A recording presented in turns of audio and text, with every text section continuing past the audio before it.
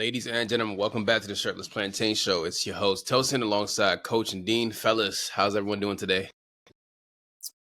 Viva la Turkey. Respect it. But I'm Nigerian. I'm Mexican for today. Fucking game, wasn't it? Yeah. Boy, we were gonna... Turkey brought the party to this competition, man. Fucking love them. Yeah, we'll get to that Turkey game, but let's talk about the Netherlands and Romania. A guy named Cody is the top goal scorer outside of own goal. This is what our sport has become. A man named Cody is scoring the most goals. But jokes aside, man, there was a really good goal from Cody Gakpo. That first goal was Hakpo, excuse me. Deen, let's talk about that game. What did you feel about it and the lineups and all of that? I know they started Steven Bergwijn, which is a shift. But... yeah, that was a bit of a surprise. I didn't expect that, but honestly, I don't care enough about the Dutch nowadays to expect anything from them. I was pretty convinced that Romania could do them in this game, and clearly Romania thought the same thing because the way they started that game, like a house on fire, just they set the traps, they pressed, they pinned Netherlands in for probably like a good 20 minutes, it felt like. And I was just looking at this game like, this is not my Holland. This is crazy to me. That thankfully they weren't wearing orange because that would have made me even more depressed. They were wearing the away jersey, so that helped a little bit with the cognitive dissonance of watching Holland get dominated by Romania. That would even happen in the peak years of Romania when George Hagi was playing for them. It was just a weird thing to witness. And as they say, goals change games. Cody Gakpo decided to do what he did today. You know, it's one of his trademark moves. I mean, if you ever watch any of his comps back when he was being linked to Premier League teams before he went to Liverpool, you see him cutting on that strong foot every time from the left flank and shoot it near post, far post. And this time he went near post. I hate to call a goalkeeper out. I tried to be very sympathetic towards him, but I thought he could have done better there. He got hands on it, so he probably could have turned around the post. He didn't do that. And essentially the game changed from that point. As if Holland remember who the hell they were. And a guy that was very impressive in that in Holland's taking control of the game was your boy, Tijani Reinders, coach. Oof. Yeah, I mean, I've liked him, to be honest. A lot of the good stuff I feel like, you know, we saw Milan do this season. You know, like Reinders had a part to play in that, I think. But today was probably the most I've been impressed with him. Because I always feel like it's hard to take control of international games, especially knockout games like that. And he looks so comfortable. Like he looked at the he put it like this. Everything Holland did came through him. Like I would be very interested to see the pass map between him and Simmons. Basically, see how many times he punched it into Simmons. But I know Shooten did a good job of that as well. But he really liberated them, and he looked like if anybody was going to be part of a Dutch generation kind of thing midfielder, he looked like the one today. But yeah, I think there's there's probably a little bit more to come from him as well. But yeah, he was the one that essentially turned the game around for Holland, because before then they weren't really there much, and he really put his foot on the ball and said, "All right, guys, let's stop fucking around there." You know, and the game turned around, man, for sure. Coach, I have a question for you. How well did Xavi Simmons play today? Do you know what? Yeah, he has this thing where he's like a little pit bull. He won't stop moving. If he's not getting the ball, he's not going to just be like, guys, pass him the ball. He'll keep moving until he eventually gets the ball. And that does a couple of things, but one of them is that it's encouraging for his teammates because they know that, look, he's always going to be an option, even if they don't find him. Because you've got players... One second, sorry. This is wildly unprofessional. I hate you. I hate everything you stand for. Yeah, unfortunately, my fiance is calling and I can't do anything about that, unfortunately. So... Okay. But yeah, and then the opposition, should I say, sorry, they get a bit like, shit, is this guy ever going to start running kind of thing? Like, okay, I'm going to pass him on to him. Okay, shit, he's gone here, I'm going to pass him back to you. Like, it's very much, you know, a balance in that. And I think that helped wrestle control for them as well. But yeah, I'm still very much of the opinion these boys are still too polite for me. But they're But with that being said, they did well today for sure. You know who didn't do well? Memphis. I think they gotta just. I'm not a fan of Memphis as a 9. That's the 9. I just don't like it. Maybe I might be wrong. Dean, do you agree? Disagree? I mostly agree with you. I think this is one of those things where I think coaches just have players. Ronald Koeman loves Memphis Depay. I don't really know why. I'm sure they've crossed each other's paths at the club level. I think he maybe played for him at Barcelona. Was he responsible for that, perhaps? I don't know. Now I'm gonna have to look. Keep talking. I'm gonna look at that. Yeah, but I think it's just one of those things where a player and a coach just really get along, and he just trusts him. Because when you compare him to the alternatives, it's like, okay, who are you playing there over Memphis right now? Walt Weghorst is the guy that comes off the bench. And Joshua Zirkzee apparently has offended Ronald Koeman's ancestry. So he called him up, but he doesn't actually plan to use him at all. So Memphis it is. And today wasn't one of his more impressive appearances for Holland, but I didn't think it was standout bad or anything. You can't really, it's hard to criticize individuals in a team that won 3-0. I mean, like Daniel Malen came on and tried to steal the headlines at the end of the game by scoring 2 goals, but my abiding memory is basically his first action of the game where he came on for Bergwijn, gets the ball on the break. They're running against, I think it's 3-on-3 against Romanian defenders, maybe even 3-on-2 perhaps. And all he has to do is play a simple pass, either right or left. He had both options available to him. And he ran it too far, then played the pass behind Cody Gakpo, and the chance disappeared. Yeah. And I'm thinking to myself, this is why you're where you are. Not that where you're is a bad thing. You made the Champions League final, right, with Dortmund.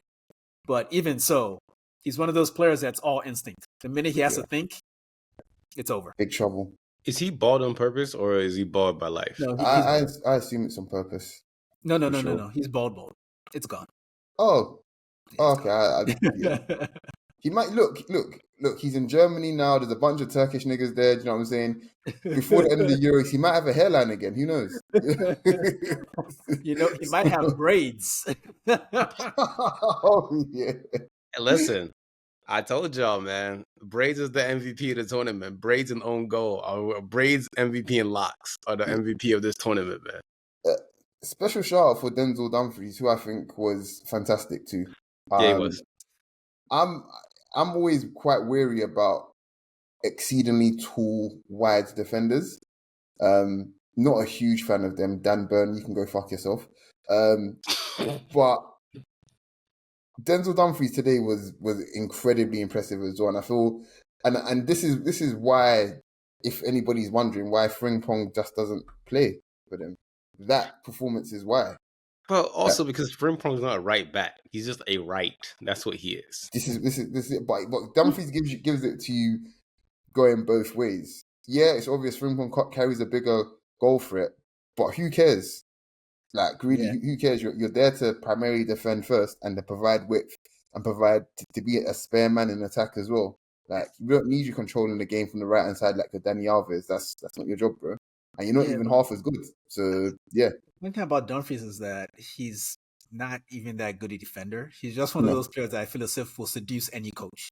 Yeah. If you're choosing between Frimpong and Dumfries, like, you can't look at them side by side and pick Frimpong over Dumfries if you want to defend.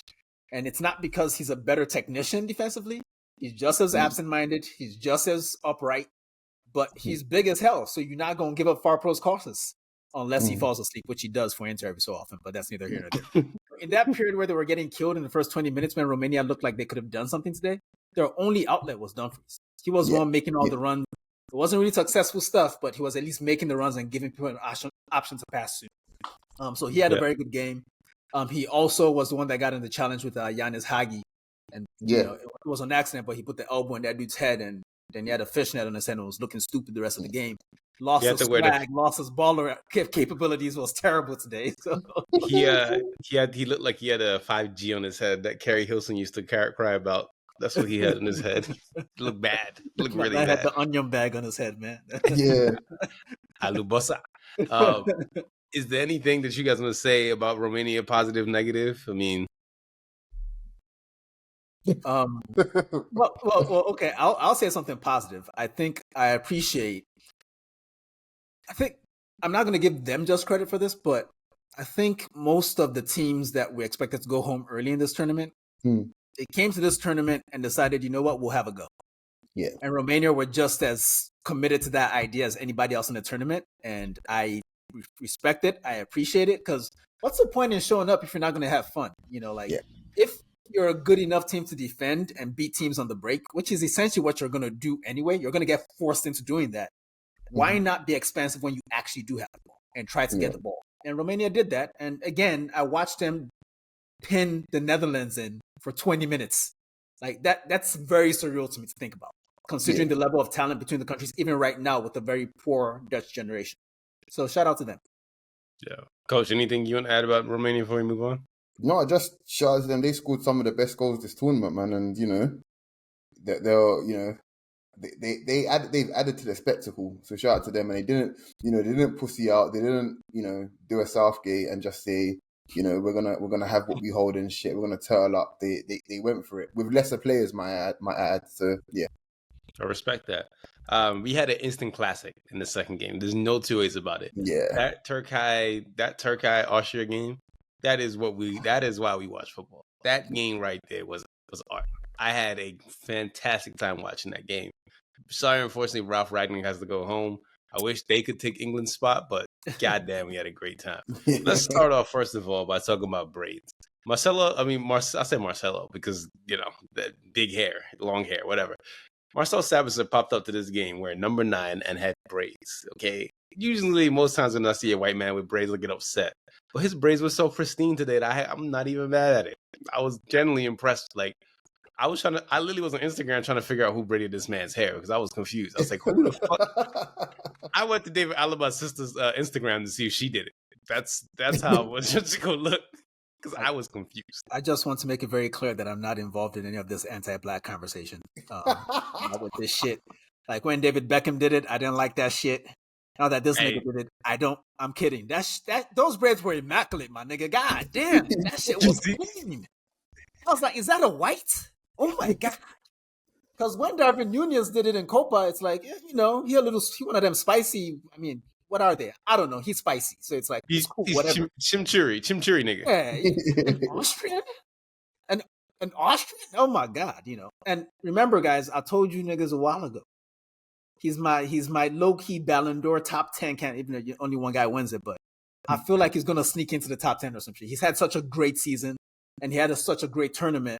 And I guess he kind of had to, stun on us one time. Like, he knows that he's having a good time. So he was like, let me show y'all how confident I'm feeling today. So I know his scalp was burning, but no, for real.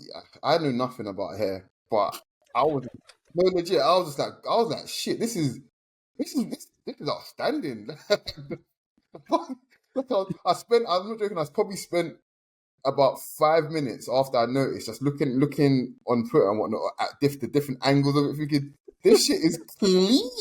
Like, bro, I was expecting that shit. Like, wait, what? Like, them knots is tight. Like, he got the baby hairs is laid. The lineup is right. Like, what the fuck is going on, man? They're taking everything from us, bro. Everything. I'm gonna text my lock lady and said, next time we get my hair retwisted, what this? Like, if it's not on this level, I must get a refund. Oh my god! I'm going to someone else. Seriously, he's gonna be like the new Ludacris picture. That's terrifying. We're gonna go to Ibadan and see Marcel Sabitzer in Ibadan. He's gonna be in the barber shop. So we're gonna go to the shop and be like, I want that one. Yeah. It's gonna be next to the Obama haircut. Yeah, we're gonna put him next to Obama, JFK, and Jesus. Jesus Christ. And that's how the game started.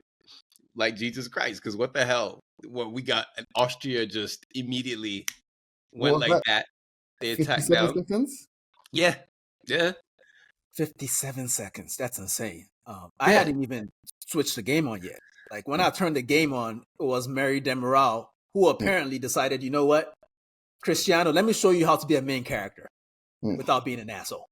This dude was everywhere for 90 minutes. He was essentially the donor Thuram today. Like, a defender that has never scored more than 2 goals in a season for any of his clubs. And he's now in Saudi, so that means he played for a bunch of clubs before he ended up in Saudi. And today he scored 2 goals. I mean, like, this is football heritage. He took the baton from Thuram. So yeah, game by him. The first thing I saw was his goal line clearance. then I'm like, wow, what's going on? It's already 1-0, and he scored the goal as well. So, and you just could not stop hearing his name. He was amazing today. Sharia law works. Yeah, I mean, what was that game against? That was against Croatia, the 2-1 one, wasn't it? Yes. Yeah, when he scored the 2, Yeah, he's been studying the tapes because Croatia's not here anymore. Like, he probably looks at it and think, who's next? All right, it's Austria. Okay, cool. I'll turn up now. But to be honest with you, I really like the fact that Montella, one of my favorite strikers growing up as well, found a way to play without someone who calls himself the best playmaker in the world. He's not, but he was one of the best last season, right? And they found a way. This Austria team, and correct me if I'm wrong, guys, because that's Bakan Chananoglu, right? Yeah. He was suspended. They looked better. I don't want to say they looked better without him, but they played so much more as a team. So much. They wasn't just going. He wasn't just the go-to pass. Like, they actually spread the ball out very much so.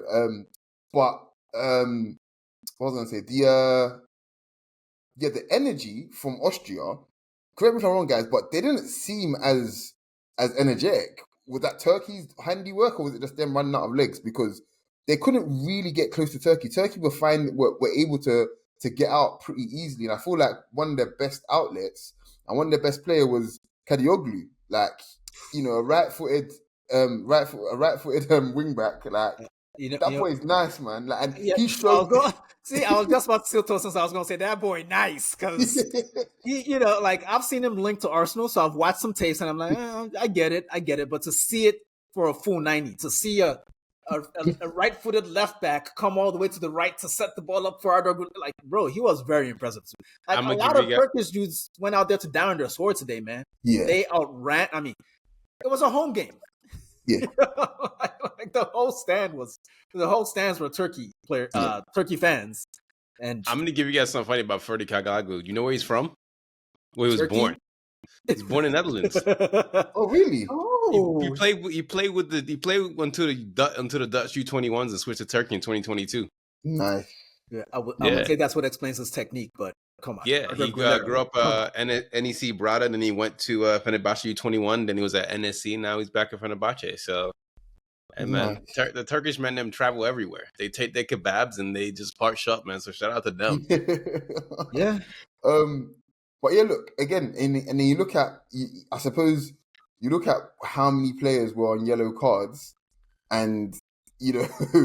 There's 2 players for Turkey that are not playing. Like, both of their central midfielders, they are not going to be available for the quarters. But that didn't stop them.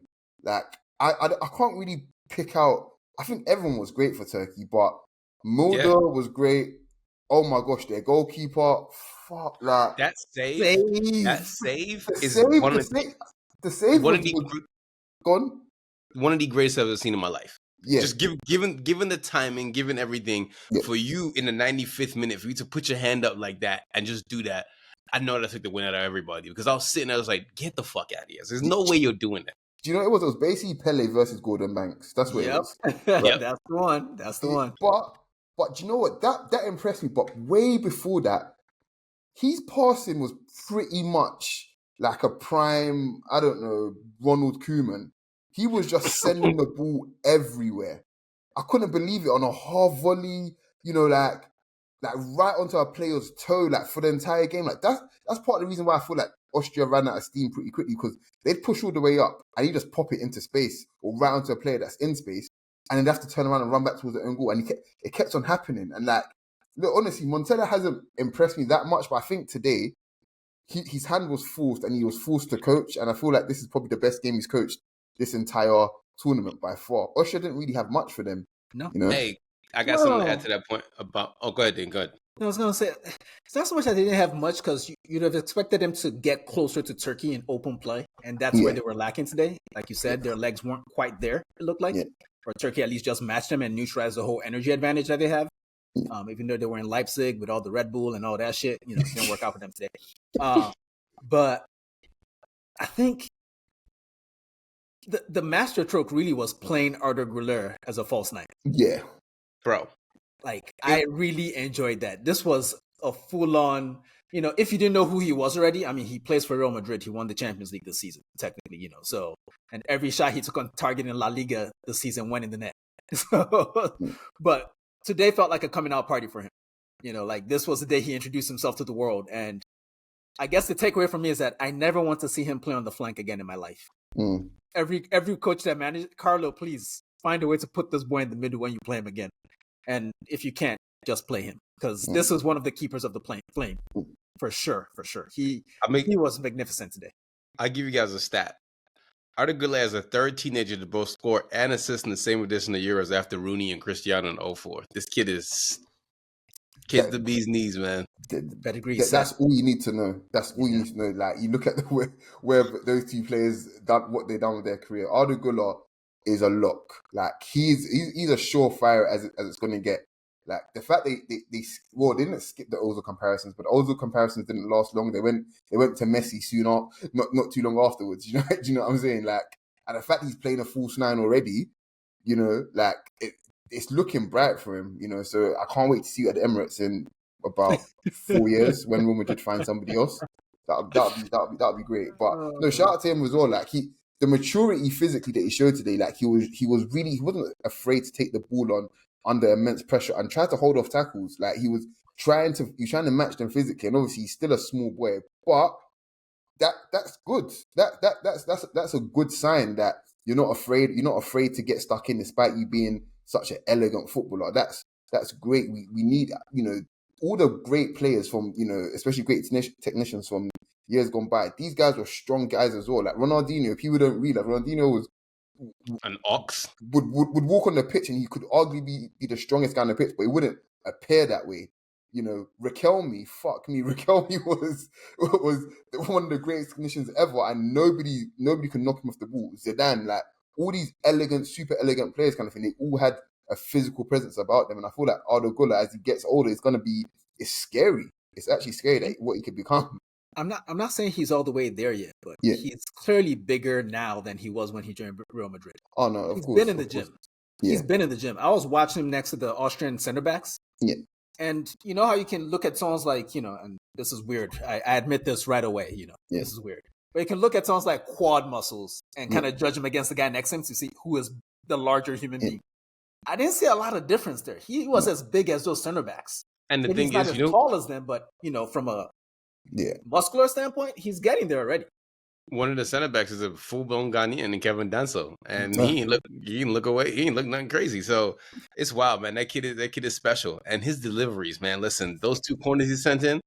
Listen, FedEx, Amazon, Amazon Prime. I got you guys some perfect marketing strategy, because those deliveries were stupid. Like, it was so pinpoint that Demiral couldn't even miss. Like, Demiral literally got 2 perfect balls to his head, Paul. And that was great. That was just... But that was actually the story of the game when you think about it. Every goal came from a set piece, even Austria's goal. And every set piece felt like a moment of peril for the team defending. It was stressful. Mm-hmm. And if it didn't go in, it was like someone's about to break on the other team. It was just a very intense game. It was very much like, the quality version of USA versus Uruguay. Like, the intensity was directed towards the quality of the play as opposed to the quality of the tackles, because USA Uruguay was just violent, and that's probably a reflection of the quality of the referee, because one game had a good referee and one game had a bad referee. And it's crazy that a game this intense, we have nothing to say about Suarez. I think he's Portuguese, fantastic ref, managed this game very well. I mean, it was raining with 2 intense teams. Like, usually you get a red card in a game like this with this much intensity, and we didn't really get a whole lot of bad tackles or anything. But I wanted to give a shout to Rangnick in general for Austria's performances in this tournament. Hey, Deen, before you go on, make sure Michael Cox's not listening. Yeah, he was hating in that article. I loved it. Yo, he tweeted something afterwards today too. We need more hate like that. We need more intellectually based hate. His hate. Listen, I have to read the tweet, because that was some real good hate. He said, and I quote, let me find this. Great game tonight. Austria eliminated at the same stage 3 years ago after spirited effort in the second half. A shame for neutrals. The kind of side you want to stick around in the consultancy role. What a sassy British fuck. But I did want to give him credit for changing the game at halftime. Now the player he removed, Schmidt, got a yellow card already in the first half, so it was an easy decision to make. but he brought on Gregorich in the second half, and big man summer resumed because that Gregorich motherfucker was huge, and literally his first touch was a shot on goal. Then Arnautovic got into the game as well, and Austria were able to sustain pressure for. I suppose they sustained pressure for most of the game. Really, Austria did, and one could argue they maybe deserve more from this game, but I mean, we're Team Turkey over here for sure. Gregorich is huge. He's 6'4". Yeah. There you go. So he definitely gave this Turkish center back something different to think about. But Mary Demiral and I think the other guy's name is Baldanza or some shit like that. Sounded mad Italian. I didn't look it up on purpose because I was like, that can't be right. But the first name is correct, but the last name is way too Italian for my liking. No, it's very much Turkish. Word. Yeah, it's Bardarki, something like that, but it's just pronounced differently. But yeah, his first name is Abdul Karim. So yeah, there you go. That's legit. That last name. No. It's got the special letters in it. Trust. Yeah. Oh, okay. Oh, I'll be very real with you though. Like he must have felt a way seeing Sabitzer's braids, and then had to look at his.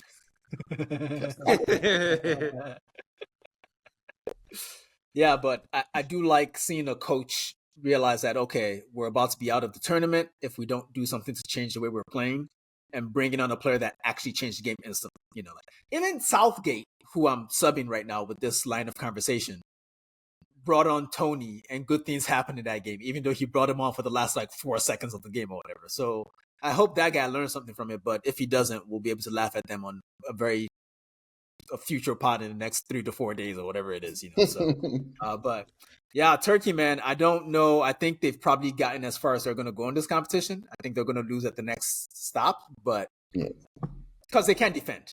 They cannot defend. I mean, we just praise our goalkeeper for pulling a fucking Gordon Banks. If your goalkeeper needs to do a Gordon Banks, then it's not looking spicy for the defense right there, even though Demiral was a player of the game. Yeah, but I think the good thing that's on their side is that they're a young team. They're like an exceptionally young team, actually, especially for international level. And they've been one of the most exciting teams to watch. I wouldn't say they're the most exciting team to watch, but I'd probably say they're in the top 4, top 5, you know, most entertaining teams. Brother, yeah. We watched the top 2 play each other today. Pretty much. Those are the top 2 I'm most not mad at entertaining that. teams in this competition, I think. Like, who else? Who else? Yeah. I can't lie, I've had a blast watching Spain as well, to be fair. Oh, they've just been really fucking good. Yeah. I've had a blast watching them, I can't lie. You're right. Yeah, for sure. Yeah, but Austria deserves their flowers, man. They did it great. They entertained us a lot in this tournament. Did not expect them to do this well. So shout out to Ralph. I know some people don't like him, especially United fans, but grow up. Did well. They did very well. So Austria, unfortunately, your time has ended. Let's talk about the quarterfinals. We have Spain, Germany on Friday, Portugal, France on Friday, England, Switzerland Saturday, Netherlands, Turkey on Saturday. Those are some. Oh, Netherlands, Turkey. That's mad immigration. That's an immigration derby right there. Yeah. Another home game for Turkey for sure. Mm-hmm. I mean, both. I'm going Turkey, man. I think Turkey. I mean, you have to, man. This is not a real Dutch team. Like, I think the Dutch need more Vans. Yeah, they need 2 Vans in midfield for me to kind of get back into them. And they need to play 4-3-3. I'm tired of this shit. I don't like this. Whatever the fuck they're doing, I don't like it. Spain, Germany. That's a shame. I kind of feel like we need that as a semifinal or a final as opposed to a quarterfinal. But this is luck of the draw. France, Portugal. Coach, what you think's happening in that one? I think France do them, to be honest. But easy. Yeah. Easily. I think France do them, man. I think Pepe, the footballers left Pepe, guys. Like it's okay to admit, like the footballers left Pepe, and I just think all Mbappe needs is one run at him. I think Mbappe just needs one run at him, and yeah. I think the most interesting thing, knowing that they're gonna play Pepe and play Ruben Diaz. Not a huge fan of Ruben Diaz, to be honest. What front line Deschamps goes with? Does he still go over more physical number 9, or does he try and play with more mobile front line? Because pardon, sir? Go Bradley, Mbappe, and Dembele. Oof. Yeah, I think but even then you can't go wrong. You can't go wrong. You can't go wrong, to be honest. You can't go wrong. Even Rwanda, Congo, Malawi, like I'm sure we'll find a way for sure. So. Coach, you forgot a really good matchup in that game. Bless you, by the way. Thank you. Homelando against Saliba. Oh, yeah. That's a Has he played mismatch. against him before? No, he hasn't. Yeah, He did. At Old Trafford, Ronaldo was at the Emirates. Was he Was there? that the Emirates, Tosin? Didn't Cristiano score against Arsenal? I think in the second so. stint? Yeah, but that was the season before. That season before Saliba showed up. Yeah, that's okay. Because I was thinking that as well. So, but this will be fun. It'll be good. It'll be good. I'm not gonna say Saliba's gonna absolutely score. I'll say it. He's gonna pocket that. He's gonna pocket him, and there won't be enough tears to save him from the irrelevance that he's going to feel when he won't even touch the ball in this game. I promise you. Yeah, but it's gonna be hard for him to pocket him when like Ronaldo will barely be in the game. Like he's not gonna get the ball. Like Ronaldo. Every time Ronaldo really touches the ball is when he's like 50 yards from his goal. Like he barely like he's not the same player anymore where he can actually affect the game nearer to goal unless it's going to be a one-touch finish. It's very, very hard for him to do that now. So the moment the ball gets there, Saliba's on his arse, bro. Like it's very obvious. So, I think real quick on Ronaldo, the sad thing about everything we've said about Ronaldo since this competition started is that we already had these conversations back at the World Cup in Qatar. Yeah. And we had these conversations when it was at Juventus, okay? We thought we were free, but we're not free, apparently. Roberto Martinez is a coward. That's what's going on here. The worst part is his fans are just so stubbornly just obnoxious. And it's okay. We'll find out. But England-Switzerland, last game we'll talk about. If Sir Granit Xhaka is fixed, apparently there's like a adductor thing that he's getting a scan on. Apparently his like adductor is fucked or something. I don't know. He's not missing this game. I don't care what's wrong with him. He'll be out there. He will be there.